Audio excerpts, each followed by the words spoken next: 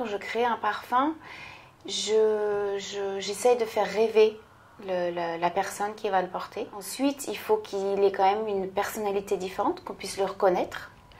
Donc ça, c'est amener quelque chose de créatif. Il faut aussi qu'il ait une addiction. Il faut il faut essayer de faire dans son parfum, il faut qu'il y ait un sillage. Donc quand une femme ou même un homme, quand il est dans la rue, d'avoir, si vous voulez, pendant quelques mètres, même plusieurs mètres, l'effluve de ce parfum qui va vous envoûter.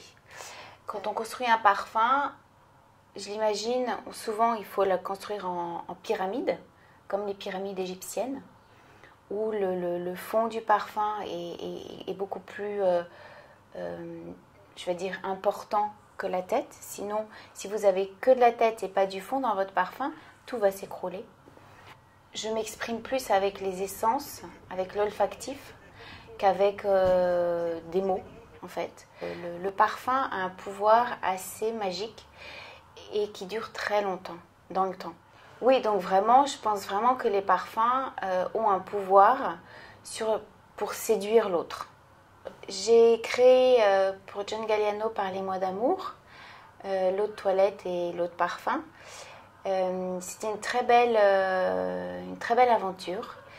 Et c'était pour moi quelque chose d'assez magique parce que je trouve qu'on est dans un monde où il y a beaucoup d'internet, où il y a il y a beaucoup moins de relations entre humains, et que là, parler d'une lettre d'amour, donc essayer de créer un parfum pour femme qui représente l'amour, pour envoûter son prince charmant, c'était assez génial. J'ai commencé donc par le fond de ma pyramide, par le fond du parfum, en mettant beaucoup de musc avec ce cyprès, qui en fait va donner de la vibration au musc. Après ce cyprès, j'ai évidemment joué avec le cœur. Et le cœur, c'est vraiment une dualité. Je me suis dit, quelles sont les fleurs qui parlent d'amour? Il y a la rose. Quand un homme aime une femme, il va lui offrir des roses. Donc j'ai joué avec cette rose. Il me fallait une rose quand même très de couleur rose, qui soit assez jeune. Et en contraste, il fallait quand même une fleur qui soit aussi très sensuelle, comme le jasmin. Et donc c'est pour ça que j'ai mis c'est pour ça que j'ai créé en fait ce contraste et ce duel entre la rose et le jasmin. Ces deux fleurs qui s'accompagnent, mais en même temps qui jouent des contrastes, pouvaient parler que de l'amour. Et puis ce départ où quand vous tombez amoureux ou quand vous voulez séduire, il y a toujours un petit côté, comment on va dire, scintillant, mais aussi un petit côté, vous avez un peu mal au ventre, il y a une excitation. Donc il fallait aussi jouer avec ce contraste.